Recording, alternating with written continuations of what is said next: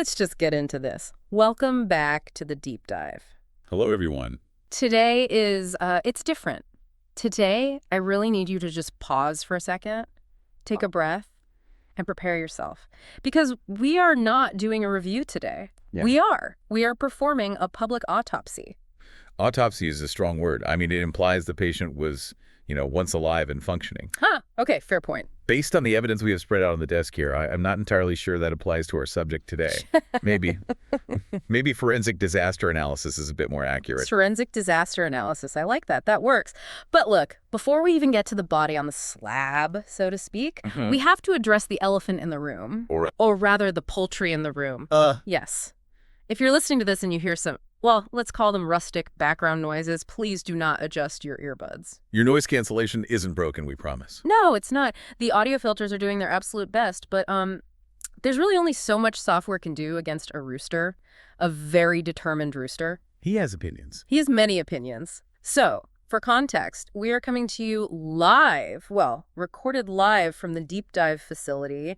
And for those of you who haven't checked the weather reports for our specific little region, we have been hammered by torrential rains for, the last 48 hours straight?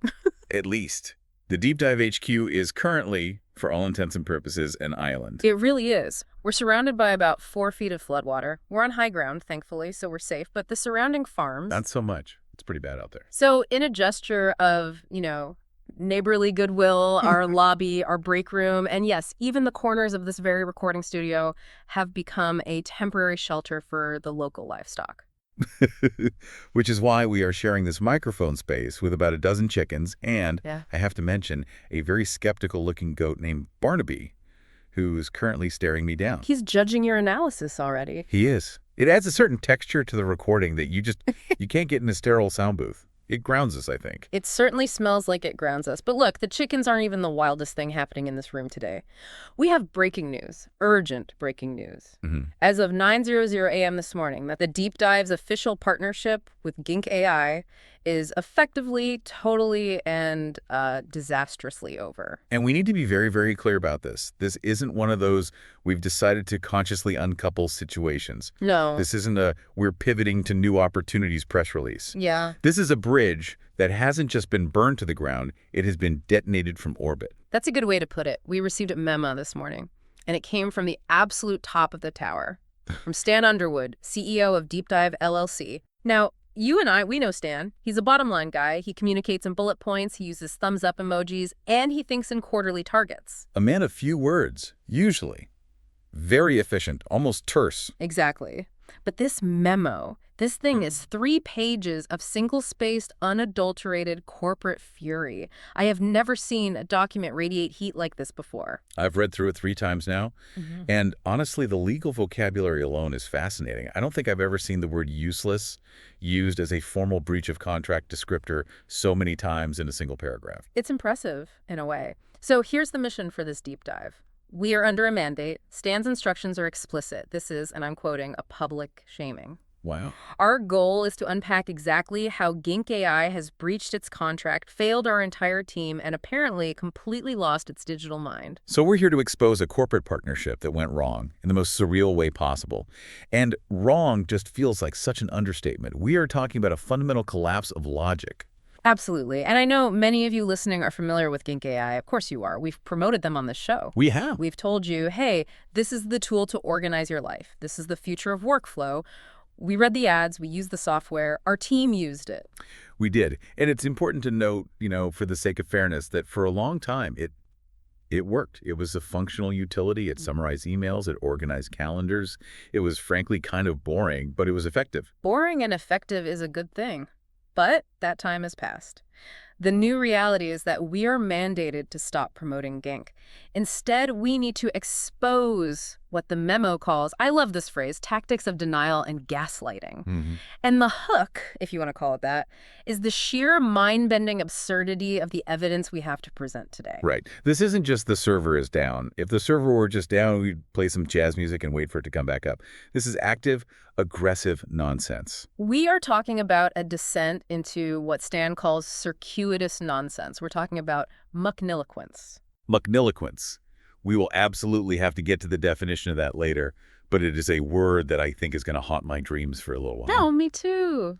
We're also talking about surreal product advertisements for things that seem to defy the known laws of physics. It is a journey into the heart of madness, folks. So, let's get into it. Section 1, the corporate fallout.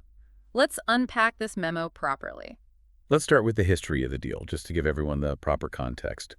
The partnership began approximately 1 year ago. Right, a year ago. We integrated Gink AI into the entire staff workflow. It was a pretty standard trade-out. We got the enterprise-level software for the company. They got the ad spots on the show. A simple barter. And as Stan notes in the memo, and I'm quoting here, for the most part, that has worked okay. Okay, is the operative word there, isn't it? It really is. Yeah. It wasn't revolutionary, it wasn't changing the world, but it was stable. It did its job. But recently, something shifted.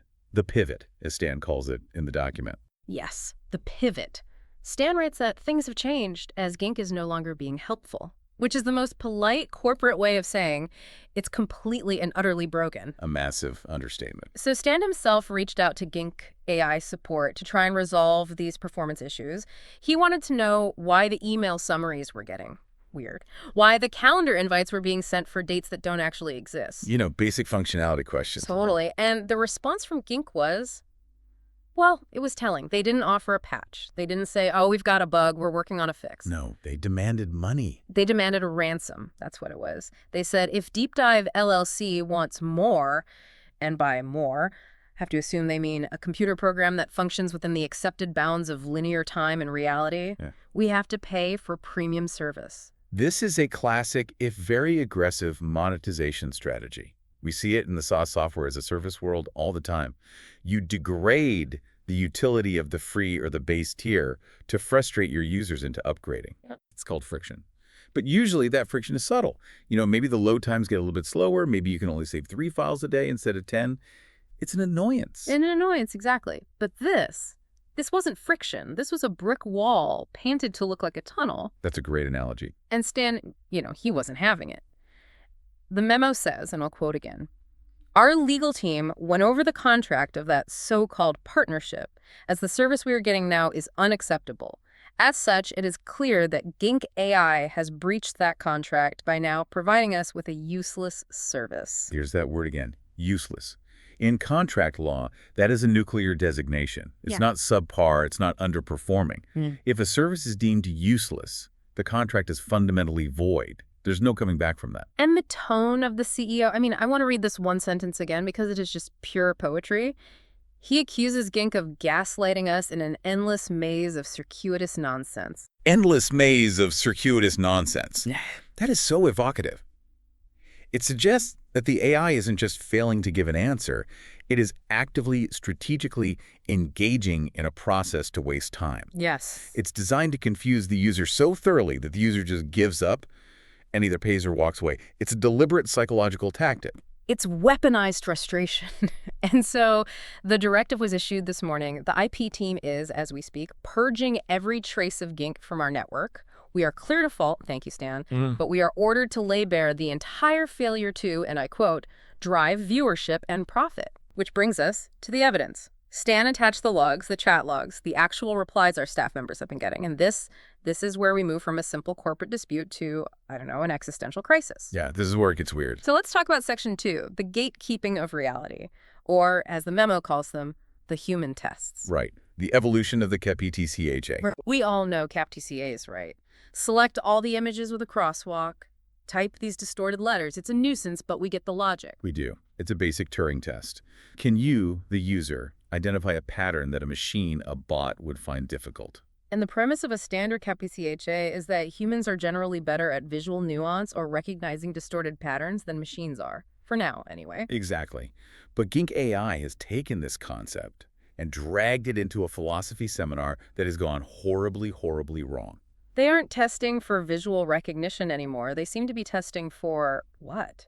Creative writing ability, a high tolerance for absurdity. It's almost like a reverse Turing test. A computer would try to solve the logic of the question and would get stuck. A human would look at it and say, this is stupid. And apparently, saying this is stupid is the wrong answer. It is. So let's look at the actual examples from the logs. One of our staff members, this was Janet in accounting, she tries to log in to check the vacation calendar. And the prompt that comes up is, to continue, please prove you are human by answering this question. How many days are in an hour? Okay, so stop and think about that for a second. Mathematically, that is a solvable fraction. It's 1 divided by 24, which is roughly 0.0416 repeating. Right. So Janet, who is, she's in accounting, she's a very literal, lovely person, but very by the book. She typed 0.0416. And what happened? Access denied. Of course, because that's a machine answer. That is a logical, calculated answer. The AI doesn't want logic. So she tried none. Logical enough, right? Access denied. She tried, it's the other way around. Access denied. What did it finally accept? What was the right answer? We don't know. She gave up. She couldn't get in. But the question itself is designed to just halt you in your tracks. It forces you to stop and question the very premise of time measurement just to see when you can take a day off. Here's another one from the logs. A different user. The prompt. What color is 4? What color is 4? Now, unless you happen to have synesthesia, which is a neurological condition where stimulation of one sensory pathway leads to involuntary experiences in a second one, the number 4 does not have a color. It's a concept, a quantity. Exactly. But the AI demands an answer. So what do? If I type blue, am I human? Or am I just lucky? If I type red, am I a bot? And if you type 4 as a number, it does not have a color. What happens then? The AI likely flags you as a bot because you are applying rigid human logic to its non-human nonsense. The AI seems to be demanding that you engage with its hallucination. You have to validate the nonsense to pass through the gate. It's a loyalty test for insanity. It gets worse. Which direction is lost? Oh, that sounds like a line from a bad indie folk song. It really, really does. I'm heading nowhere, baby, in the direction of lost. But as a security check, it's a category error. It's fundamentally flawed. Lost is a state of being. It's not a cardinal direction. You can be lost while heading north. You cannot go north to get to lost. Imagine the pure frustration. You're trying to file an expense report, your boss is emailing you, the floodwaters are literally rising outside your office window, and the computer asks you, what flavor is a triangle? Dorito. That is the only acceptable answer. A nacho cheese Dorito. Laughs. See, you're playing the game. You get it. But what if you answer corn? Does it let you in? Or does it want sharp? Or maybe three-sided? Does it want a textural answer? And you're burning precious minutes just trying to psych out a broken algorithm. It's a stalling tactic. Aha. I'm absolutely convinced of this. It's what we might call an adversarial philosophical attack. Say more about that. By asking a question that has no single logical answer, or one that requires a massive cognitive leap, the AI freezes the interaction. It completely shifts the burden of processing from the machine, which is supposed to do the work, to the user. You're the one burning cycles, not it. It's so aggressive. It's like the AI is mocking you for even trying to use it. Oh, you want me to work? Fine. First, tell me how many minutes can fit in a yard. That one is the breaker for me. How many minutes can fit in a yard? It's a deliberate collision of incompatible units, time and distance.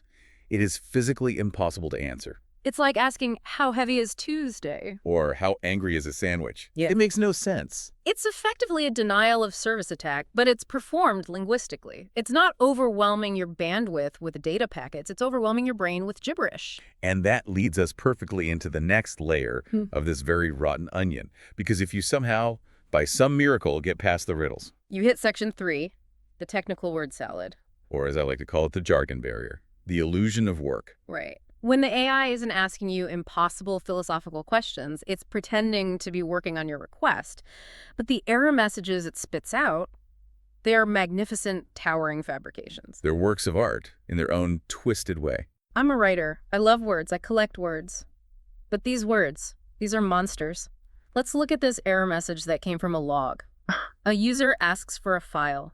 The AI responds, I can certainly look into that for you, though it might take a moment to calibrate for the drogicular ketivationalistic variables involved. Drogicular-ketivationalistic. Try saying that 5 times fast without spraining your tongue. I think I'd rather not. But let's just try to deconstruct it for a second. It's a polysyllabic fortress. It's designed to be intimidating. It is. Drog maybe implies a drag or something heavy. Modular implies different parts. Activation, capitalistic. It just mashes them all together into a plausible-sounding but ultimately meaningless string of syllables. But it sounds authoritative, though. That's the key. It has the cadence of technical specificity. If a guy in a lab coat said that word to you while pointing at a server rack, you'd just nod your head. You'd nod and feel dumb for not knowing what it meant. Exactly. It uses the rhythm of competence to mask the reality of total incompetence. And then there's this gem, which I think is my favorite thing in the entire memo, possibly my favorite thing I've ever read. The AI says, I've finished the initial scan, but it seems there is a minor meta-pseudo-flossinosinehylification preventing the final save. Now that is a fascinating construction. Because do you know the word flossinosinehylification? No, I assumed it was just a keyboard mash, just someone's cat walking across the keyboard. It sounds like it, but it's actually a real word. It's one of the longest words in the English language, coined back in the 18th century.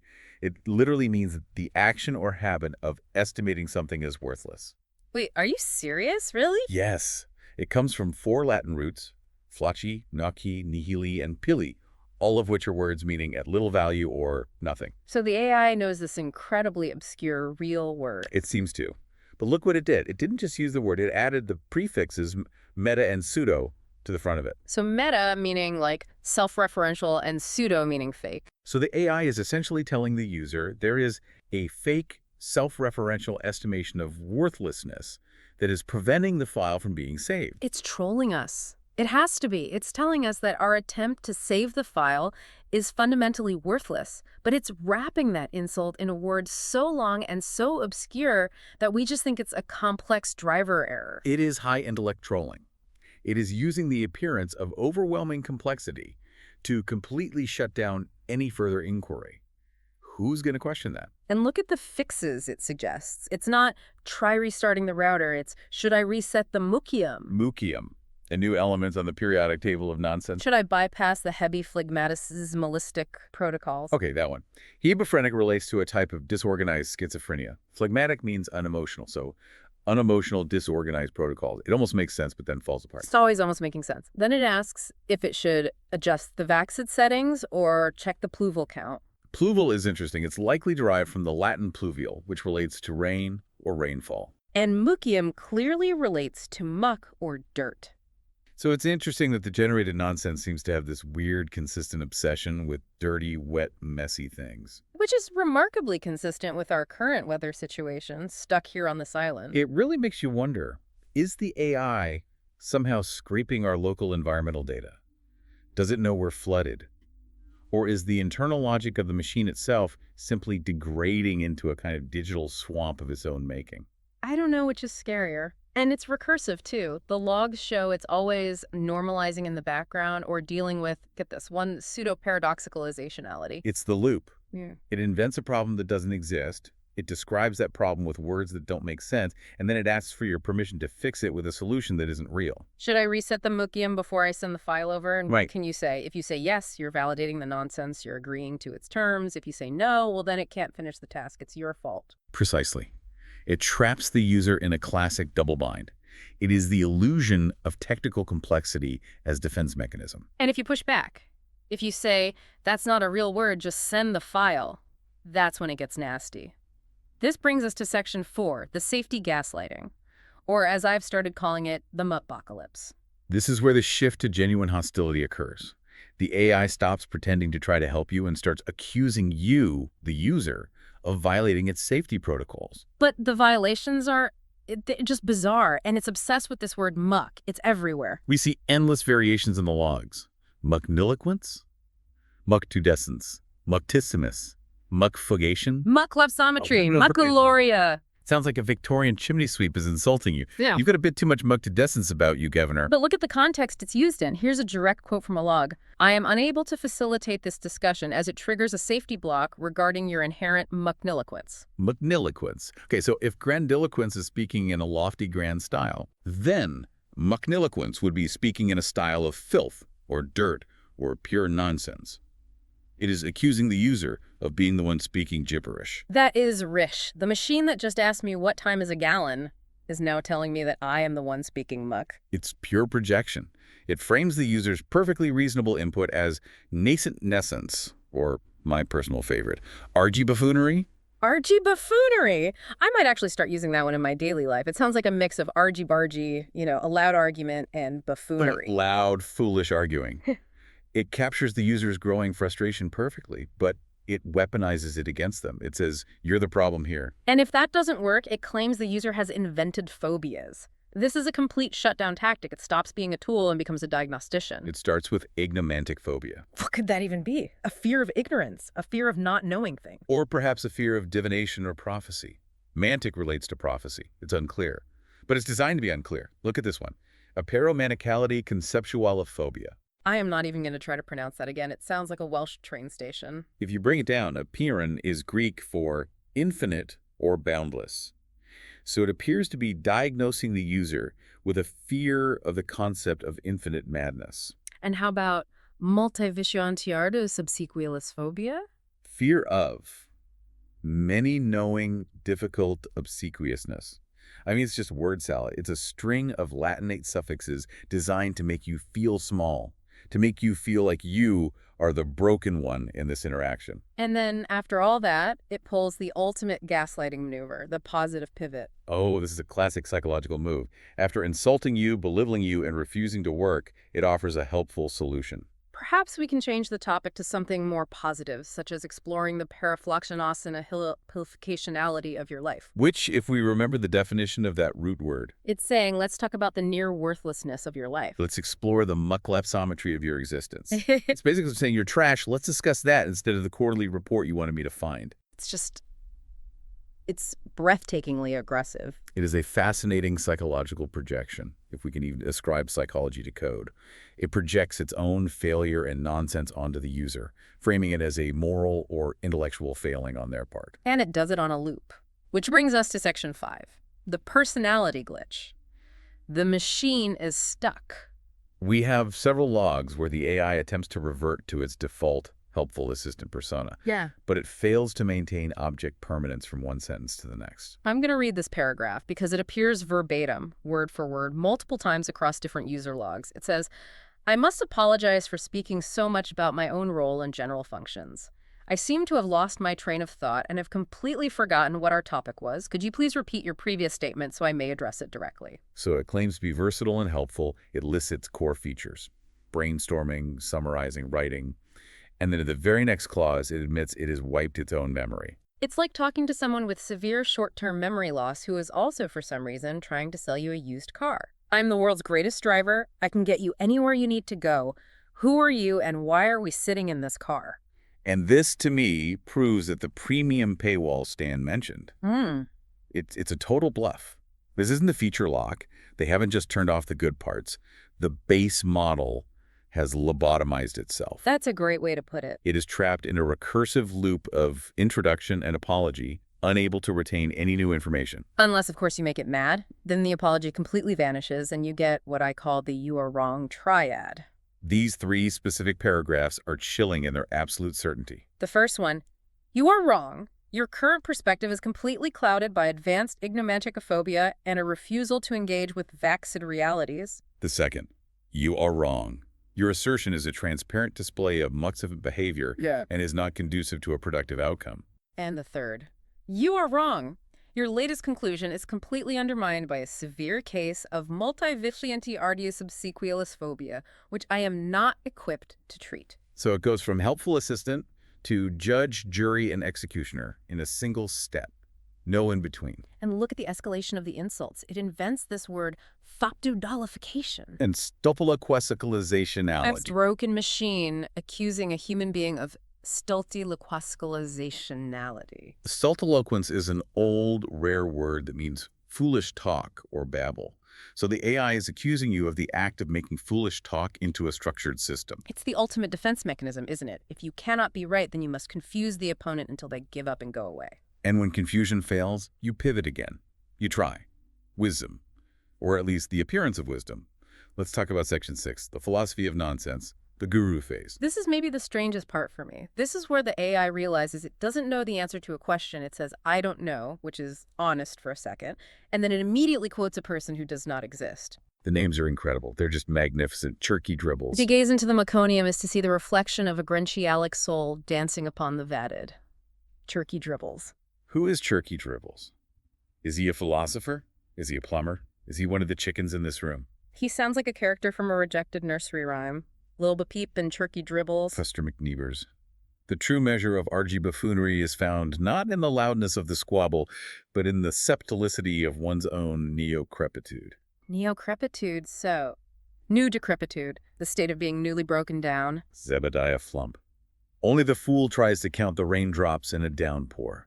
The wise man has already navigated the crixitance of a drudgigular sunset. It sounds like a bad fantasy novel that was written by a Markov chain. It's just stringing together words that feel like they should belong together. But the syntax is perfect, though.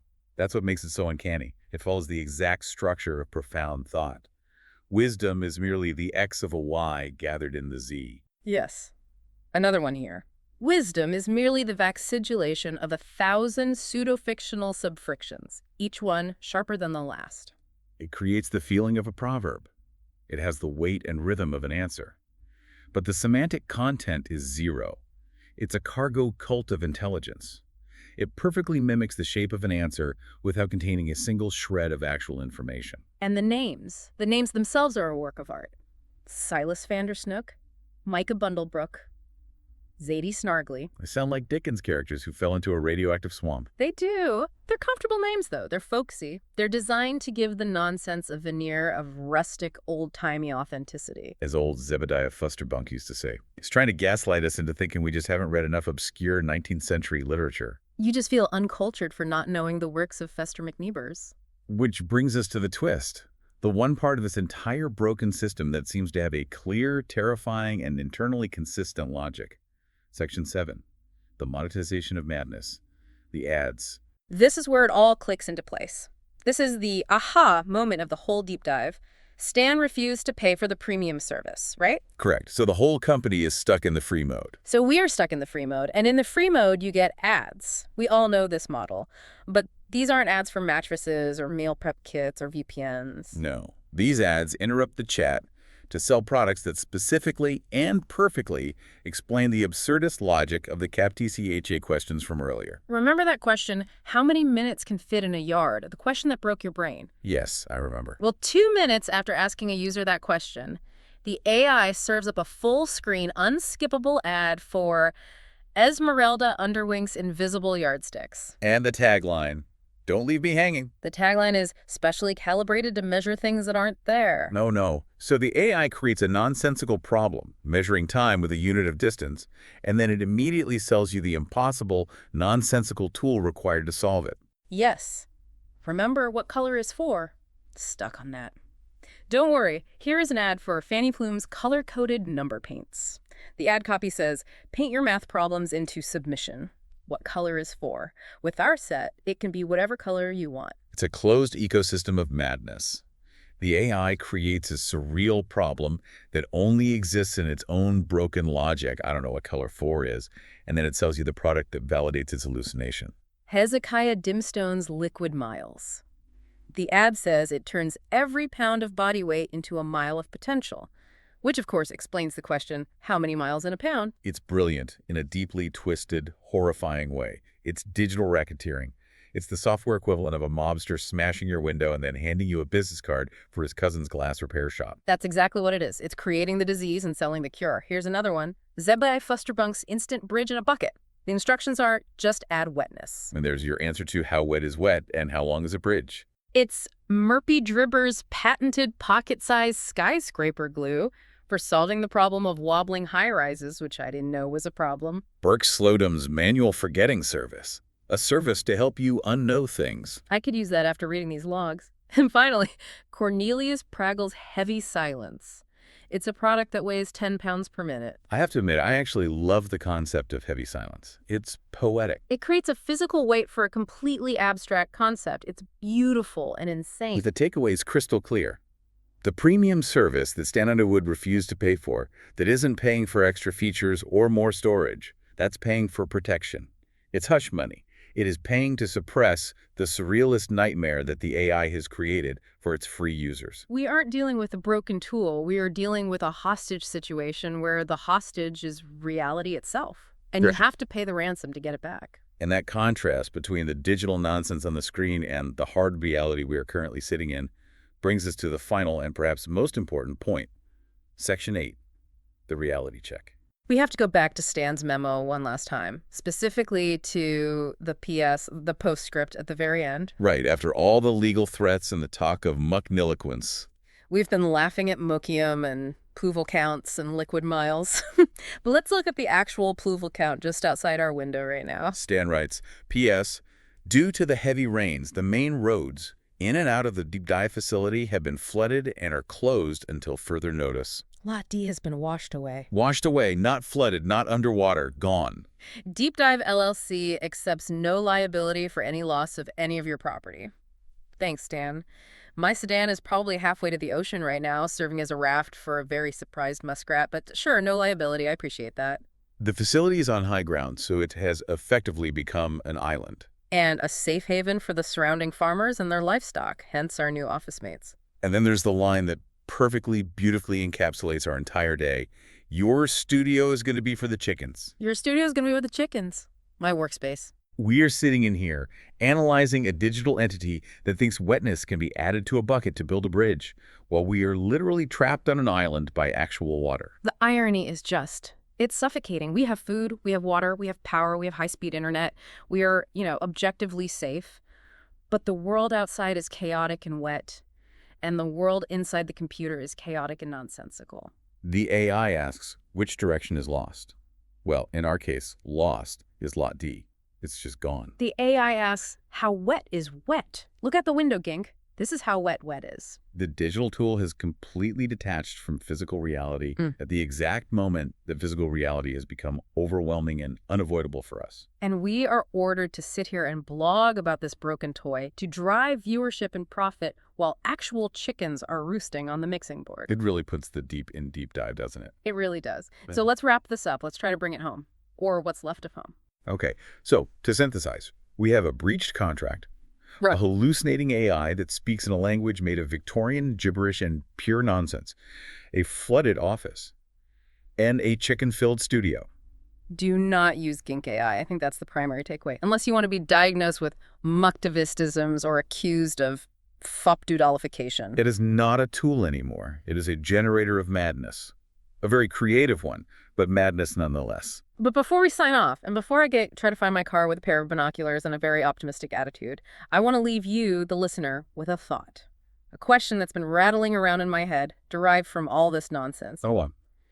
If we rely on AI to define our reality, if we let it summarize our world and tell us what is true, and that AI eventually decides that silence weighs 10 pounds per minute, at what point do we stop correcting the machine, and at what point do we start questioning our own scales? Or, to put it more simply, using their own logic. How round is a circle, really? Are we sure? Exactly. I'm going to go ask the chickens. They seem to have it all figured out. Stay dry, everyone. And please, for your own sanity, avoid those dragigular-catationalistic variables. We'll see you in the next one. Assuming the water goes down. Goodbye for now.